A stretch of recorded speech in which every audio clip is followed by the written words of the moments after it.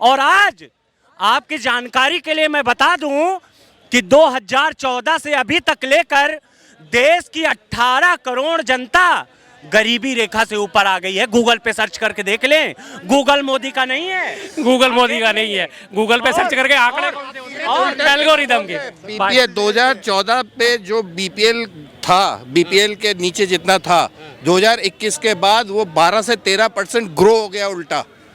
And जो per capita income आज के दिन में जो ये इकोनॉमिक ग्रोथ की बात करते हैं, तो हम अगर देखें आज हम बांग्लादेश से पीछे आ चुके हैं। 2014 के बाद हम दोनों का अब मैं बता रहा हूँ, ये जो आज पेट्रोल का दाम बता रहे हैं, 2004 में 2005 में मनमोहन सिंह ने सऊदी अरब से बॉन्ड लिया था और वो बॉन्ड 2024 में पूरा 23 में पूरा हो रहा है। उसकी भरपाई आदरणीय नरेंद्र मोदी जी कर रहे हैं, तब भी बैलेंस में लेके। 2004 में अटल जी जब पेट्रोल छोड़ के गए थे तो 42 रुपए में था और 2014 में जब मनमोहन सिंह छोड़ के गए तो ये 84 में पहुंचा। कमल खिला था, कमल खिले, हर घर भगवा लहराए, हर बार बीजेपी। हाँ देखो सर, हर घर भगवा लहराने से कोई आपत्ति नहीं है, पर भगवा लहराने का मतलब ये नहीं कि वोट भी बीजेपी को देंगे। मैं भी कट्टर सनातनी हूँ, कट्टर तो नहीं हूँ, सनातनी हूँ, सीधी सी बात है, कट्टर नहीं हूँ, सनातनी हूँ, ब्राह्मण हूँ, हिंदू हूँ, लेकिन फिर भी मैं बीजेपी को वोट नहीं दूंगा। मुझे अपने बच्चों का भविष्य देखना है, सीधी सी बात है। मुझे हिंदू मुस्लिम पे राजनीति नहीं करना। प्रेम आ जाएंगे। ये कह रहा हूँ भाई साहब, बांग्लादेश पाकिस्तान इधर से कंपेयर कर रहे हैं। सिर्फ इन लोगों को यही क्यों लगता है कि देश किस चीज में पीछे जा रहा है, कहीं आगे जा रहा है? उसको भी तो देखें। आदरणीय नरेंद्र मोदी जी के नेतृत्व में वर्ल्ड इकोनॉमी में तीसरे नंबर होने वाला है। राजस्थान में कन्हैया लाल तेली मारा गया, वो अच्छा था, वो अच्छा था, वो उसकी बात नहीं की।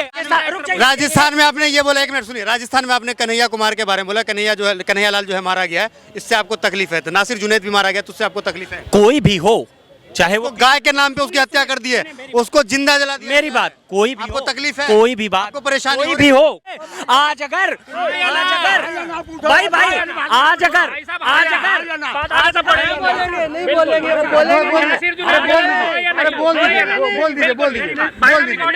अरे हाँ ना बोल दीजिए। अब देखिए इंटरव्यू करने नहीं दे रहे, मेरा इंटरव्यू रोक दिया इन्होंने। आप बोल दीजिए। मैं ये कह रहा हूँ मानवता के खिलाफ अगर इस देश में कोई काम है। आदरणीय नरेंद्र मोदी जी के नेतृत्व में 2014 में जब से भाजपा की सरकार आई, आदरणीय नरेंद्र मोदी जी ने 80 करोड़ देशवासियों के, गरीब महिलाओं, बच्चों, गरीब परिवारों को 2021 से कोरोना काल की महामारी के दौरान लगातार फ्री में राशन दिया। और ये जो लोग कह रहे हैं कि कांग्रेस के इतने काम हुए, आदरणीय नरेंद्र मोदी जी के नेतृत्व में आज भारतीय संस्कृति पूरी तरीके से पनप रही है। भारतीय संस्कृति आर्थिक संपन्नता को बैलेंस में करते हुए आज का समाज पूरी तरीके से अग्रसर जा रहा है। और मैं आपको इस न्यूज़ चैनल के माध्यम से ये भी कहूँगा कि 19 में आए थे, 24 में भी आएंगे। 19 में आए थे, 24 में भी आएंगे। मोदी जी फिर से अब की बार बस कमल खिलाएंगे। जवाब इनकी 80 करोड़ पे इतने खुश हो रहे हैं कि 80 करोड़ लोगों को फ्री का राशन दिया जा रहा है। वर्ल्ड वाइड जो है आबादी 800 करोड़ की है, जिसमें से 10% जो हमारी भारत की 81.5 करोड़ लोगों को फ्री का 5 किलो राशन दिया जा रहा है। ये पूरे वर्ल्ड में इज्जत हो रही है कि भारत में 80 करोड़ की आबादी भुखमरी का शिकार है। ये इनके लिए इज्जत की बात है। भाई साहब की टोपी ऊंची हो रही है इस चीज से। पांचवी पंचवर्षीय योजना में इंदिरा गांधी ने गरीबी हटाओ का नारा देकर चुनाव जीता। पांचवी पंचवर्षीय योजना 1972 से 74, 75, 76, 1.5 साल तक देश ने आपातकाल को झेला। कहां गए ये कांग्रेसी? ये आपातकाल से, ये गरीबी हटाओ का नारा 1999 से 2004 तक अटल जी की सरकार रही। 2004 से लेकर 2014 तक फिर से कांग्रेस की सरकार रही। आज ये लोग ओपीएस का मुद्दा बनाते हैं। 2004 के बाद 2014 तक तो कांग्रेस की सरकार थी, तब तक इन्होंने ओपीएस के बारे में नहीं सोचा। और आपकी जानकारी के लिए मैं बता दूं कि 2014 से अभी तक लेकर देश की 18 करोड़ जनता गरीबी रेखा से ऊपर आ गई है। गूगल पे सर्च करके देख लें, गूगल मोदी का नहीं है, गूगल मोदी का नहीं है, गूगल पे सर्च करके आंकड़े और एल्गोरिदम के बीपीएल 2014 पे जो बीपीएल था, बीपीएल के नीचे जितना था, 2021 के बाद वो 12 से 13% ग्रो हो गया उल्टा। एंड जो पर कैपिटा इनकम आज के दिन में जो ये इकोनॉमिक ग्रोथ की बात करते हैं, तो हम अगर देखें आज हम बांग्लादेश से पीछे आ चुके हैं। 2014 के बाद हम दोनों का ग्रोथ इतना तेज हुआ है कि पर कैपिटा हमारा बांग्लादेश से भी है जो 50। ये सब भाई साहब का, ये सब जरा रुक जाइए, ये भाई साहब लोग जो बोलते हैं ना, ये सिर्फ ऐसे ही बोलते हैं, लेकिन देश की जनता सब समझ रही है। देश की जनता से पहले देश के ऊपर कर्जा कितना था, अभी कर्जा अब मैं बता रहा हूँ, ये जो आज पेट्रोल का दाम बता रहे हैं, 2004 में 2005 में मनमोहन सिंह ने सऊदी अरब से बॉन्ड लिया था, और वो बॉन्ड 2024 में पूरा 23 में पूरा हो रहा है। उसकी भरपाई आदरणीय नरेंद्र मोदी जी कर रहे हैं, तब भी बैलेंस में लेके। 2004 में अटल जी जब पेट्रोल छोड़ के गए थे तो 42 रुपए में था, और 2014 में जब मनमोहन सिंह छोड़ के गए तो ये 84 में पहुंचा। 2004 में आदरणीय नरेंद्र मोदी, सुनिए 65, सुनिए लीटर था, अभी अभी आंकड़ा दिखाया था ना, ये थोड़ा देर से आया है। अभी पेट्रोल का भी आंकड़ा निकल के आया था ना कि 2014 में 71 रुपए 72 पैसे लीटर। ठीक है जी, हाँ, इनका आंकड़ा। और दूसरी बात, ये जो बात करते हैं कि ऑयल माउंट की बात, ये व्हाट्सएप यूनिवर्सिटी में बड़ी घूमती है। ऑयल की मैं आपको कंपनियों के बता देता हूँ कि अरे सुन लो यार, ऑयल माउंट की बात करते हैं कि ऑयल में जो है, जब ये 2019 में कोविड आने के बाद से जिन्होंने 70 से 80 90 95 100 105 तक पहुंचाया था, उस वक्त इन्होंने अपना घाटा पूरा करने के लिए देखा कि हमें कोविड की टीकाकरण करना है, इसलिए हमें पैसे की जरूरत है। उसके बाद से लेकर आज 4 साल इस बात को होने जा रहे हैं। 4 साल में तेल कंपनियां 12 लाख करोड़ रुपए के प्रॉफिट पे चल रही हैं, लेकिन उन्होंने पेट्रोल पे 1 रुपया नहीं घटाया। अब मैं आपको बता रहा हूँ, मैं जवाब दे रहा हूँ, फैक्ट दूंगा, आप सुनिएगा। फैक्ट पे तो बात करो तो मजा आएगा ना। जब कांग्रेस की सरकार यहाँ से गई तो 65 रुपए, जब कांग्रेस की सरकार सत्ता से गई तो 65 रुपए प्रति बैरल पेट्रोल कच्चे तेल की कीमत थी। ठीक है, जब मोदी जी की सरकार आई, 2019 में आपने देखा पूरा विश्व कोरोना महामारी से ग्रसित था, यहाँ तक अमेरिका, चाइना। मोदी जी जब आए तो कितने रुपए बैरल? मैं बता रहा हूँ 45 से 47 रुपए में था, लेकिन आदरणीय नरेंद्र मोदी जी ने सूझबूझ से, मैं बता रहा हूँ आपको कि जब है भाई साहब, इतने लंबी कहानी गा रहे हैं। मैं बता रहा हूँ, पेट्रोल डीजल के सरकार ने दिया प्राइवेट 2014 से 9 रुपये 48 रुपये थी एक्साइज ड्यूटी, उसके बाद 45% डीजल तो 75% पेट्रोल बढ़ा दिया। भाई साहब एबीपी जब यहाँ जो सबसे ज्यादा पक्का चमचा न्यूज है मोदी जी का, उसके बावजूद। और जो अब ये बैरल की बात कर रहे हैं, ये फिगर ही उल्टी दे रहे हैं। उस वक्त $110 पर बैरल था और आज $65 पर बैरल है। रुपए में बात मैं बता रहा हूँ, आदरणीय नरेंद्र मोदी जी ने जब भी एक्साइज ड्यूटी को घटाया है, इन्हीं के कांग्रेस शासित राज्यों में, इससे पहले राजस्थान में कांग्रेस की सरकार थी, जब आदरणीय नरेंद्र मोदी जी ने एक्साइज ड्यूटी को घटाया, 91 रुपए में पेट्रोल बिक रहा था, तब कांग्रेस शासित राजस्थान में 110 रुपए लीटर तक पेट्रोल बिका। मान ली इनकी बात से। आज ये पेट्रोल, अरे सर सुनो, 29 राज्य है, 29 राज्यों में से एक राजस्थान में महंगा बिक रहा था, बाकी 28 राज्य सोतेले हैं। उनमें क्या दिक्कत थी? उससे उस टाइम दिल्ली में 107 जिस टाइम बिका, आदरणीय महाराज योगी आदित्यनाथ। चलिए 24 में जो है मोदी जी आ रहे हैं ना, वो मैं तो राम मंदिर का फायदा होगा। मैं वो कह रहा हूँ, राम मंदिर बनना उसका फायदा। राम मंदिर तो इस देश की सनातन संस्कृति की एक आस्था का केंद्र है, और 370 जिसके लिए कभी कांग्रेस पार्टी उस पर राजनीति करती थी, आज इन लोगों के पास राजनीति का कोई मुद्दा नहीं है। तो ये यहाँ पे जाकर आप सुनिए कि ये भारत में रहते हैं, लेकिन विदेश में जाते हैं तो भारत की बेइज्जती करते हैं। किस लिए? कि सिर्फ और सिर्फ इनको एक व्यक्ति से ज्वेलसी है, वो भी आदरणीय नरेंद्र मोदी जी से। आज आदरणीय नरेंद्र मोदी जी के नेतृत्व में आप देखिए, एमपी में पूर्ण बहुमत से सरकार आई, छत्तीसगढ़ में पूर्ण बहुमत की सरकार आ गई, राजस्थान में आई। ऐसे ही ये लोग बरगलाते रहेंगे, और मैं यही कहूंगा कि कमल खिला था भैया, कमल खिला था, कमल खिले हर घर भगवा लहराए, हर बार बीजेपी, हाँ हर बार बीजेपी। देखो सर, हर घर भगवा लहराने से कोई आपत्ति नहीं है। जो हिंदू है, 100 करोड़ हिंदू हैं, अपने घर पे भगवा लहरा सकते हैं। पर भगवा लहराने का मतलब ये नहीं कि वोट भी बीजेपी को देंगे। मैं भी कट्टर सनातनी हूँ, कट्टर तो नहीं हूँ, सनातनी हूँ, सीधी सी बात है, कट्टर नहीं हूँ। सनातनी हूँ, ब्राह्मण हूँ, हिंदू हूँ, लेकिन फिर भी मैं बीजेपी को वोट नहीं दूंगा। मुझे अपने बच्चों का भविष्य देखना है, सीधी सी बात है। मुझे हिंदू मुस्लिम पे राजनीति नहीं करना। खतरे में आ जाएंगे आप? खतरे में तो अभी भी हैं, अब क्या कम है ये बताओ, अब क्या कम है, अब क्या दिक्कत है, अब खतरे में नहीं है क्या? हर तरफ से लगातार बोलने की आज़ादी खत्म हो रही है। भुखमरी सूचकांक में हमारा भारत 111 से 111वें नंबर पे पहुंच गया, प्रेस इंडेक्स में 156वें नंबर पे पहुंच गया, खुशहाली के उसमें 144वें नंबर पे पहुंच गया। तो अब हम खतरे में नहीं है।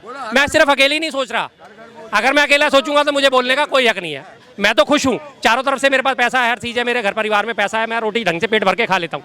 लेकिन अगर मैं अपने लिए नहीं सोचूंगा तो फिर मुझे यहाँ सार्वजनिक मंच पे खड़े होकर बोलने का कोई हक नहीं है। अगर मैं जो मेरे से नीचे हैं उनके बारे में अगर मैं नहीं सोचता तो मैं ये कह रहा हूँ भाई साहब, बांग्लादेश पाकिस्तान इधर से कंपेयर कर रहे हैं।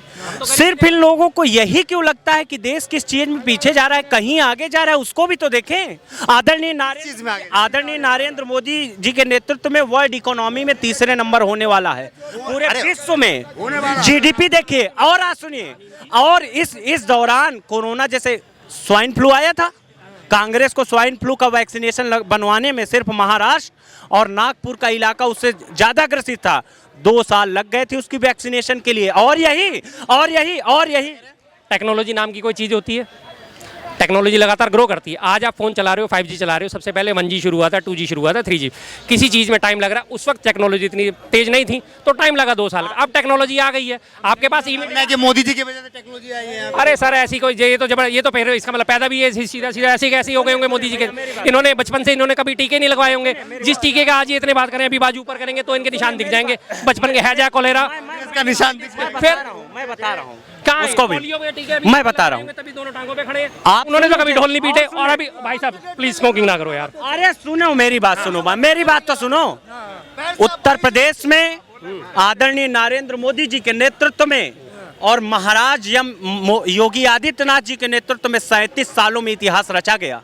आज तक वहां पर कभी 2 बार सरकार कंटिन्यू नहीं आई थी। पूछ लीजिए तो वहां की जनता क्या विकास ने देखा, तभी तो दिया। सब कह रहे धर्म के नाम पे सब हुआ है। हाँ जी, जाहिर बात है। आप ये 37 सालों के विकास को गिनवा रहे हैं। अभी पीछे अयोध्या में 21 लाख दीपक जला के उन्होंने दिवाली मनाई थी। अगले दिन देखा था गरीबों को कैसे वो उनमें से दियों में से तेल निकाल के इकट्ठे कर रहे थे। अफगानिस्तान में तालिबानियों को देखा, अफगानिस्तान पर तालिबानियों को देखा। आज वहाँ पे धर्म अगर सुरक्षित होता तो वहाँ नहीं हो सकता। आदमी अगर हम जिस देश में रह रहे हैं वो चाहे जिस धर्म का हो, हर धर्म को सुरक्षित करके चलोगे तभी आपका आगे का रास्ता क्लियर होगा। हिंदू तो खतरे में है, हिंदू तो खतरे में है, हिंदू खतरे में है ना। ये इनको लग रहा है हिंदू खतरे में ना। आज पूरा भारत आज। और सुनिए ये आज जो ये महागठबंधन की सरकार है, इन्हीं के आकाओं में सुनिए जो महागठबंधन की ये जो सरकार बनाने का दावा कर रहे हैं, बम्बई, बेंगलोर, कर्नाटक, मैसूर टहल रहे हैं, यही लोग उत्तर प्रदेश में अपराधियों को खुलेआम घुमाते थे, उनके गिरेबान तक नहीं पकड़ पाते थे। आज उत्तर प्रदेश में क्या स्थिति है देखिए। लखीमपुर खीरी पे बात स्थिति, जज बैठा हुआ है, कोर्ट चल रही है, सरेआम अंदर घुस के जज के सामने गोली मार के चले थे उत्तर प्रदेश में। और ठीक है, सुन लो, पुलिस अभिरक्षा में अरे सुन लो, अब वो अखिलेश यादव थे। वो ये अखिलेश यादव जी की बात कर रहे हैं। उसी गुंडे की पैरवी अखिलेश यादव जी ने कचहरी में किया था। ये बात सही कह रहे हैं आप भाई साहब, आपको सही सरे आम फिल्मी सीनों की तरह कोर्ट चल रही है, जज साहब बैठे हुए हैं और उसमें अपराधी अंदर कोर्ट में घुस के गोली मार के चले गए। ठीक है जी, पहला तो उत्तर प्रदेश की कानून व्यवस्था इतनी मानेंगे कि उत्तर प्रदेश में अपराध कम हुआ है जब से अपराध कम हुआ है। अभी 4 दिन पहले ही उसके लड़की के गुप्तांग में इतनी बड़ी लाठी डाल के और उसके मुंह पे टेप चिपका के डाल रखा था। ये अपराध कम हुआ है? आपने फोटो नहीं देखी? आपने फोटो नहीं देखी। प्रॉब्लम पता है क्या है? जो उत्तर प्रदेश में जब कुछ गलत होता है उसे एक दिन छपेगा, उसके बाद दूसरे दिन उसको पेज पे जगह नहीं दी जाती। और अगर किसी गैर बीजेपी शासित राज्य में इस तरह का हो जाता है तो वो कम से कम 45 दिन तक चलता है। राजस्थान में कन्हैया लाल तेली मारा गया, वो अच्छा था, वो अच्छा था, वो उसकी बात नहीं की है। और सुनिए मेरी बात, 24 करोड़ की जनसंख्या वाला देश है। मेरे साथ क्या होने वाला है अगले क्षण, क्या योगी आदित्यनाथ जी जानेंगे क्या? इनके साथ रुक जाइए। राजस्थान में आपने ये बोला, एक मिनट सुनिए, राजस्थान में आपने कन्हैया कुमार के बारे में बोला, कन्हैया लाल जो है मारा गया है, इससे आपको तकलीफ है। तो नासिर जुनैद भी मारा गया, तो उससे आपको तकलीफ है? कोई भी हो, चाहे वो वो गाय के नाम पे उसकी हत्या कर दी है, उसको जिंदा जला दिया। मेरी बात, कोई भी आपको हो, तकलीफ है? कोई भी बात, आपको परेशानी कोई हो भी हो, किसी भी धर्म का हो, अगर वो मानवता के खिलाफ जाकर कोई कार्य करता है तो चाहे जिस धर्म का हो अपराधी हो। मैं बताता हूं, यही कन्हैया कुमार जब माना गया, यही कन्हैया कुमार जब मारा गया तो उसके सिवा कन्हैया लाल मारा गया तो अपराधियों को संरक्षण दिया जा रहा था कि कहीं से वोट बैंक न गिर। जेल में है। 48 घंटे के अंदर उन अपराधियों को पकड़ लिया गया था। भारतीय जनता पार्टी के वहां पे नेताओं ने आंदोलन किया। आज आजाद घूम रहा था, वही रक्षण दिया जा रहा वहां आंदोलन किया, 48 घंटे के अंदर हुआ। वही तो कह रहे हैं ना, इन लोगों की मंशा ही नहीं थी। लेकिन इनकी मंशा ही नहीं थी, वो तो भारतीय जनता क्यों पकड़ लिया? नहीं पकड़ा गया तो क्यों नहीं पकड़ा गया? भैया सिक्का पे हेड आया तो हेड क्यों आया, टेल आया तो टेल क्यों आया? आपने बात पूछी कि नासिर जुनैद की हत्या गलत थी या नहीं, पूरी बात घुमा के एक बार भी हाँ या ना बोला इन्होंने कि गलत थी या सही थी। और मैं आपको एक बात और बता देना चाहता हूँ। आज आपके न्यूज चैनल पे आज आपके न्यूज चैनल के माध्यम से माइक हटाओ, हाँ या ना, नासिर जुनैद की हत्या गलत थी या नहीं थी, हाँ या ना, बस। सुनिए, आज आपके न्यूज चैनल के माध्यम से आदरणीय नरेंद्र मोदी जी का जो मूल मंत्र है, सबका साथ, सबका विकास, सबका प्रयास और सबका कल्याण, आज उस पर भारतीय जनता पार्टी का शीर्ष नेतृत्व कार्य कर रहा है।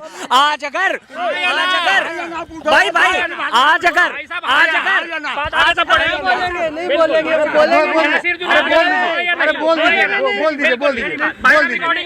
अरे हाँ ना बोल दीजिए। अब देखिए इंटरव्यू करने नहीं दे रहे, मेरा इंटरव्यू रोक दिया इन्होंने। आप बोल दीजिए हाँ या ना। मैं ये कह रहा हूँ, मानवता के खिलाफ अगर इस देश में कोई काम है, अब हाँ ना में जवाब दे दीजिए ना, बस खामखा मेरा इंटरव्यू। मैंने कहा ना कि आदरणीय नरेंद्र, अरे जुनैद आप बोला ना, मैं जवाब दे रहा हूँ, उसको सुनो। मानवता के खिलाफ कोई भी काम हो, चाहे वो जिस मजहब का हो, चाहे वो जिस धर्म। ये देखिए, ये बंद करवा दिया। चलिए बोल दीजिए सर। अरे आपको तकलीफ हुआ? हम बोल रहे हैं ना। मैं क्या बोल रहा हूँ उसको सुनो तो पहले। सिर्फ हाँ या ना सुननी। मैंने बोला कि मानवता के खिलाफ कोई भी काम है तो वो गलत है। लाल मारा गया है ना, मोदी जी ने ऐसे इनको महाराज ये कैसे हैं, सबने देख लिया, इनके मुंह से हाँ या ना निकली, सीधी सी बात। चलिए फिलहाल डिबेट को खत्म करते हैं। फिलहाल वीडियो में इतना ही। वीडियो अगर आपको अच्छा लगा तो इसे लाइक और शेयर जरूर कीजिएगा।